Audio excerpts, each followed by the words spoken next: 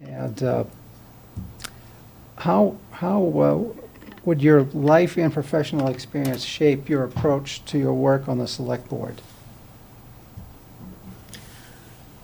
So my job today is a consultant. I advise other small businesses on how to navigate the many hoops of complying with the federal regulations of becoming a federal contractor. So I do what's called cradle to grave support for government purchasing. I help with solicitations. I help our those small businesses understand what the solicitation requirements are. I help them understand what their obligations are in terms of ethical requirements that the federal government sets forth. And so, obviously, to me, at least, obviously, those skill sets translate directly onto what the select board does. It puts me in a unique position to look out for Littleton's interests in a way that isn't currently represented on the select board.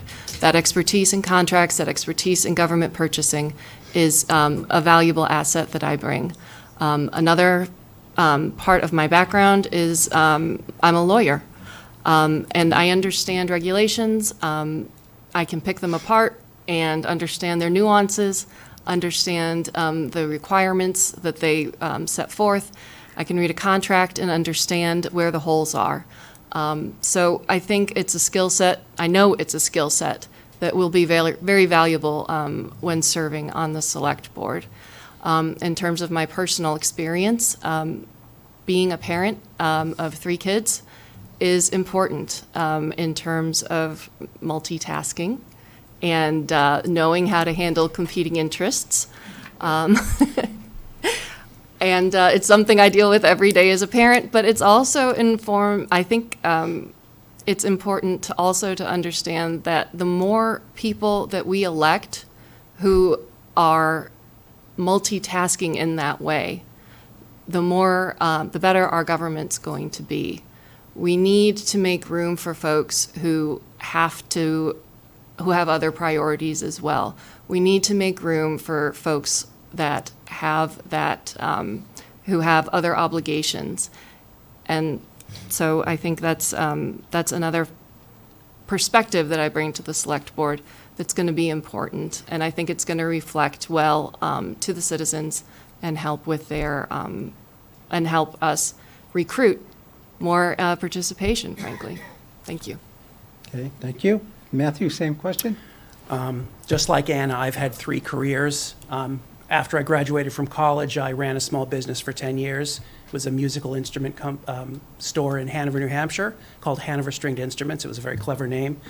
I really liked it, but I didn't see it as a career, and I had a computer science degree I wanted to use. So I moved to Massachusetts, and I started a video game company with a friend. And 5 years later, we had over 100 employees. And after that, I moved on to a company called Harmonix in Boston that made Guitar Hero, and I worked on a game called Rock Band. When I left Harmonix about 10 years later, it was over 300 employees, and it was named by the Boston Globe as one of the 30 best places to work in Boston. Now, I think the video game industry involves a lot more spreadsheets and email and a lot less Mountain Dew and Nerf gun wars than people realize. It's a very high pressure, stressful, sales-driven industry. And my job as a project director was to run a large cross-disciplinary team. So I had artists and musicians and dance choreographers working alongside hardcore coding nerds and marketing analysts and finance people. And my job every day was to sort of come into work and wrangle this mob of weird people with vastly different experiences and make sure they were super effective in doing their job well. And what I realized while I was doing that is that, what you need to do is lead by example. The team is not there to make you look good. You are there to do whatever it takes to make your team effective. So these days, I build online education degree programs. I'm doing more or less the same thing. I've been in management in one form or another for 25 years. And I've done a lot of stuff. I've built project plans and spreadsheets and budgets, but I've also answered the phones and I've taken out the trash. Because, again, like, you do whatever it takes to make your team succeed. And if, the janitor's kid is sick, you scrub toilets.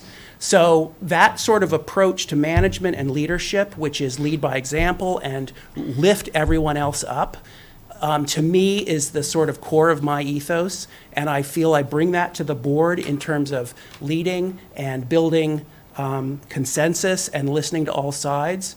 I've found it very valuable as I've served the last 3 years. Thank you. Cindy? Great, thank you, Mr. Moderator. So as I mentioned in my opening statement, I'm a lifelong resident of Littleton. I lived here, I grew up here, went to Littleton Public Schools, as did my husband. So I'm a paralegal. I've been working as a paralegal for over 30 years. I'm accustomed working in a conflict resolution environment, reviewing complex legal documents, trying to understand them, trying to explain them. I am used to working with different personality types and working with a diverse population. And those are all skills that have really helped me in my role on the select board. I've learned I easily form new relationships. I've always been that way. And being a member of this community has really been helpful to me. One of the things that I honestly love about being on the board is that although I grew up here, I have learned so much more about our town, and I've connected with people that I would have never otherwise met had I not served on the select board, and that's something that I am very, very grateful for.